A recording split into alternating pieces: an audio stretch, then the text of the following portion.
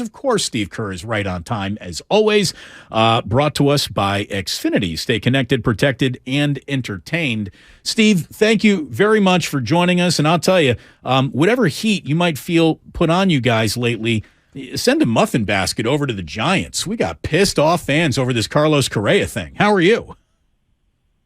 Well, I'm doing well. I just met my granddaughter for the first time today. I just became a grandpa 3 days ago. So, yeah, forgive me, but I don't really care that much about the Giants or Correa. Nor should you, or even your record or your road or that road trip.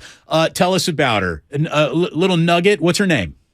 Her name is Eleanor, little Ellie. It's my grandmother's name. My grandmother on my father's side, Eleanor. I love that name. Fantastic. Yeah, my son Nick and his wife Kendall, they just while we were on the road, she gave birth, and I've been looking at photos the last 3 or 4 days, and I couldn't wait to get home, and so met her today for the first time. Just amazing. That's wonderful. Did you bury your nose right in her head there? Nothing smells better than a baby's head. There's nothing like a newborn, just the scent of a newborn and the warmth, and it's just beautiful. So this is the best 3-day break you guys have ever had. Yes, no doubt, and a welcome gift coming off of a long, difficult trip. Absolutely. God, I even feel bad about asking you about what the hell went wrong on that road trip now, because I just want to talk about how exciting this moment is for you and your family. Grandpa Kerr, is this your first foray into the official title of Grandpa Kerr? First grandchild. So, wow. Yeah, pretty exciting. By the way, you're a young-looking the NBA might have aged you, but not like a grandfather-level age. Like, you're still a good-looking young man, Steve. I can't believe you got grandpa status on you now. Yeah, well, we keep playing like we have been lately. That could change quickly. The Rumpelstiltskin beard. So let's just start here. What happened in Brooklyn? What was that? Yeah, that was tough. The last 2 nights were really, really tough, and we're just we're in a kind of in the depths right now. Where you got injuries, you got sickness, you just tough schedule. It's all coming at the same time, and this is generally something that every team goes through, or most of the teams in the league. You just you sort of hit that the low point, and you got to dig your way out, and we'll do that. I think you guys remember last year in March we lost 9 out of 11 games, and a few months later we were celebrating the championship. So we know how to dig our way out. We know that navigating an 82-game schedule is it's a process. It really is a long haul, and you just have to keep working and keep plugging away, and we'll turn it around. Early in the year, by your own admission and everybody's eyes, you played pretty poor defense. And then it seemed to get better. And now on this road trip, that clearly has fallen back. Is that simply a function of not having all your players, or are you getting back into some bad habits? Well, the last 2 nights, I thought there were some bad habits. I think overall, in general, over the past month or so, we've been much better defensively than we were early in the year.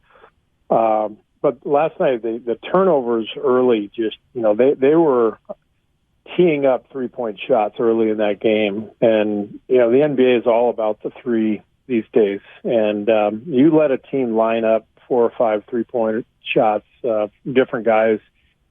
Just lining them up unguarded because they're playing off turnovers. It can turn into a long night quickly, and that's what happened. And once a guy gets hot, or in this case, once multiple guys get hot, it's you're in some trouble because Brooklyn played really well anyway last night. The ball was moving, and they played with great energy and pace, and everything was clicking. But like I said, I thought we helped them out, especially early in the game with our turnovers.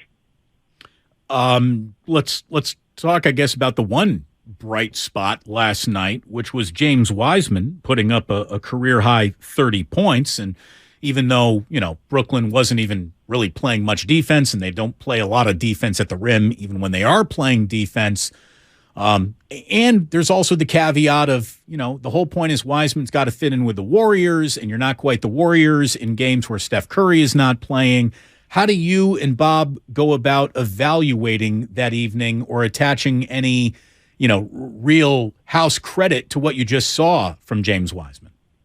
Well, I think the big thing is, we're just looking at James's development, and we've felt like, watching him in Santa Cruz, seeing him grow, seeing his defensive progress, we feel like he's made strides, and so it's great for him to get some significant minutes and be able to let loose and gain some confidence with a 30-point night. I mean, we know he's perfectly capable of scoring. He scores when he gets the ball in the paint. He's obviously, he's got great touch around the basket. Those little 5-foot hooks, those little putbacks, and then he's so athletic and long that anything close to the rim, he's dunking. So we know he's got that capability, but just because of the way the year has gone for him, not getting much playing time, I thought it was a great night for him to really feel good about his progress, and this is just another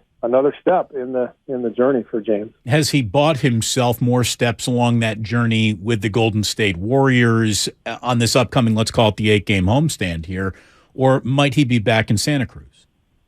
I think we're really approaching this kind of day to day with James because we'll see what happens roster wise. Jermichael being sick, I mean that puts him out of the rotation. Obviously, puts James in, but you just take it game by game because if Jermichael's back and James were to be out of the rotation, then why not have him play 35 minutes in a game in Santa Cruz the next night? So I think that's how we're looking at it. We're just there's no set schedule or plan. We're just taking it day by day. Did you see from him last night on the defensive end and the other nuanced areas of the game that you've wanted him to work on? Did you see enough evidence there that he's getting it?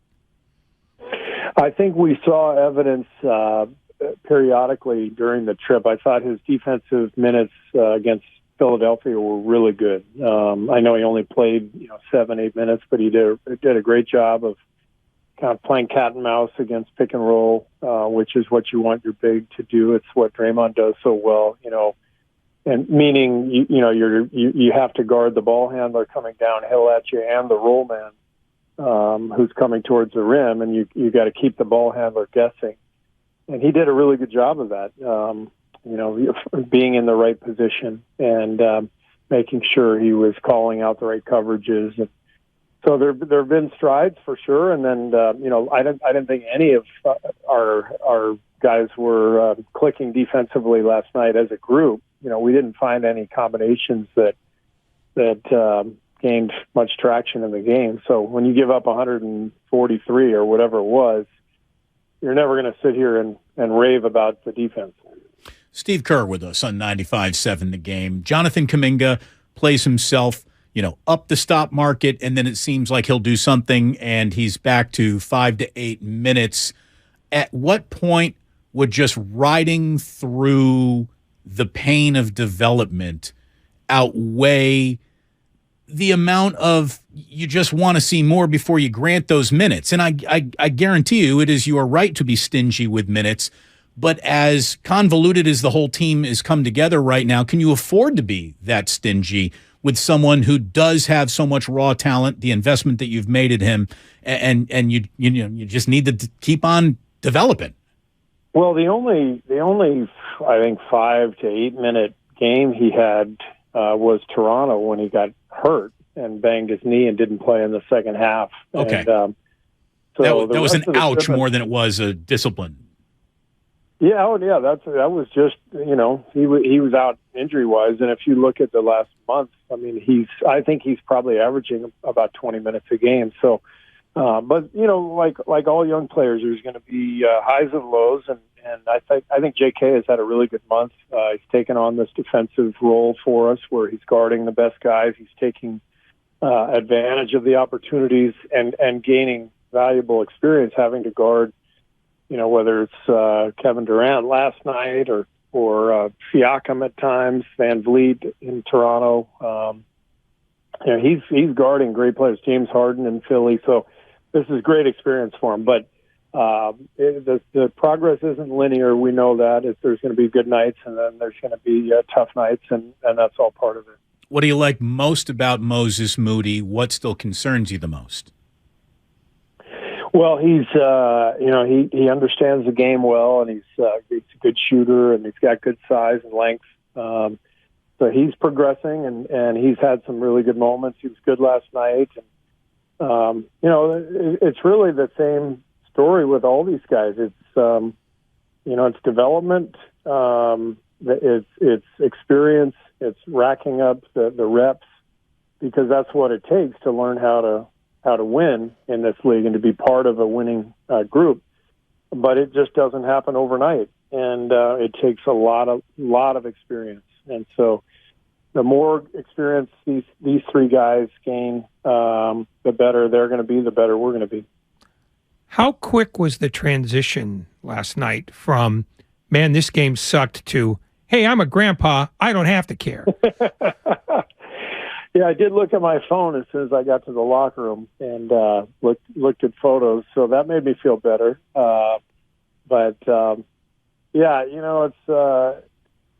It's tough. I mean, this is what we do for a living. We've been so lucky to coach.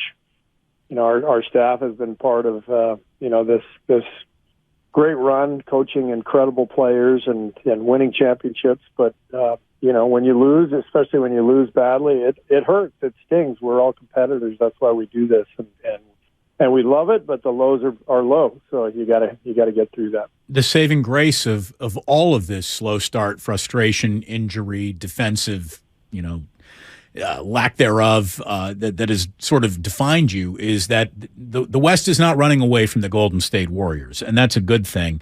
Bob Myers was just on our midday show yesterday, and basically said that you're sort of in the precarious, unfamiliar position with trying to figure out who you still are, a good third of the way in here, for a team that has been defined by identities of, greatest shooters of all time, a defense forward franchise, and culture personified. How odd is it to be in this unfocused moment in your franchise's history?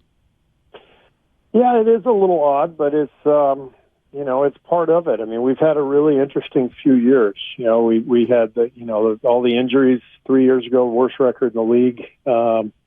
The next year, it was like we were trying to find ourselves again, and we lose in the play-in game. Then we win the championship, and now here we are, trying to defend, but not having gained the traction that we need yet at this point in the season, and also trying to raise 5 guys who are really young players who are trying to find their way in this league.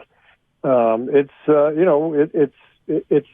a process, and it's one that's really exciting and fun, but not without its challenges. So that's what we're trying to tackle organizationally, and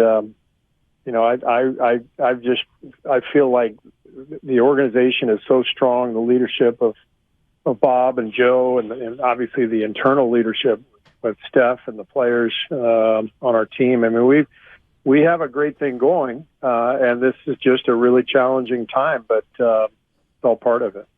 Have you, to the extent that you've paid attention, given that your plate is already plenty full with your own team, have you started to piece together in your mind the teams in the West that you think are going to be really good wall to wall, or is it still too much of a crapshoot?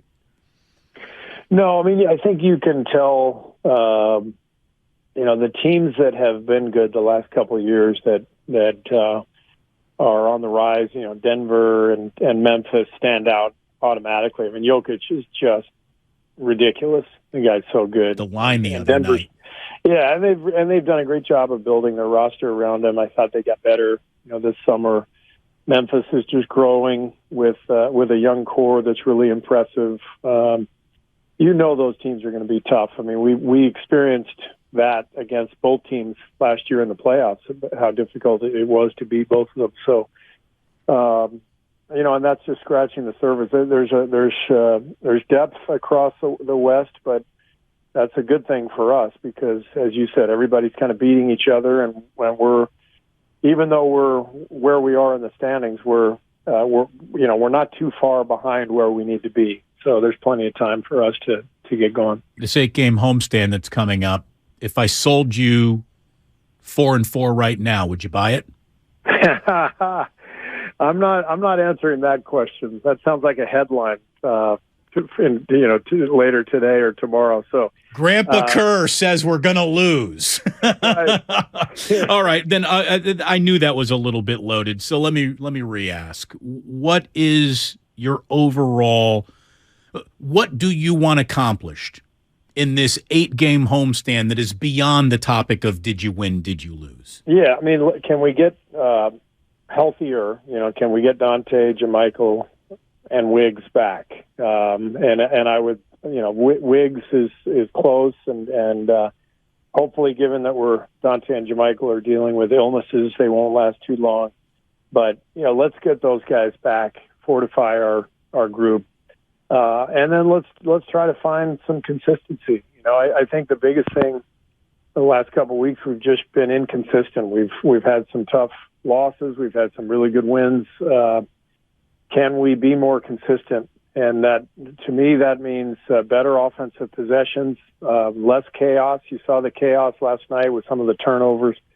That just directly impacts your defense. And so, I talk about connecting the game all the time. That's what I'm looking for on this homestand. Can we settle down offensively and limit the turnovers, and then allow our defense to get set up and connect the game? And that, if we do that, then we're going to win our fair share and be ready for when Steph comes back.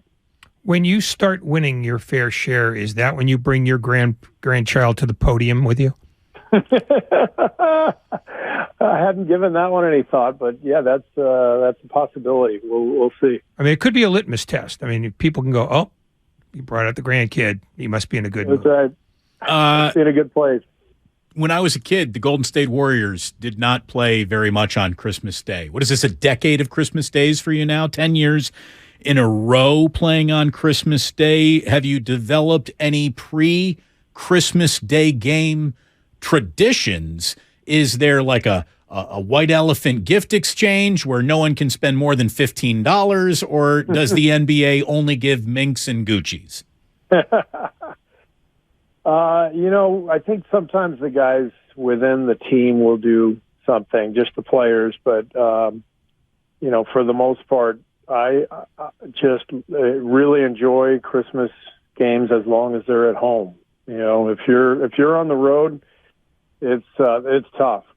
It's brutal being on, and we've been on the road the last 2 years. So this is a welcome relief to be home this year on Christmas Day, and the games are fun. I mean, you still have your Christmas morning with the family, and in the afternoon you head down to the arena, and everybody's excited, and so I really enjoy Christmas games.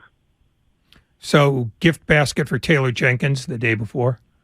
Probably, given that he is, poor guy is going to be in a hotel room somewhere, but that's the breaks. But that's what happens, it's a sign of respect when they schedule you for Christmas. And I played a lot of Christmas games, as a player, and it's a big day for the NBA. And this year we're going up against the NFL, which will not be easy. So it'll be interesting to see how the ratings all play out. And finally, why didn't you sign Carlos Correa?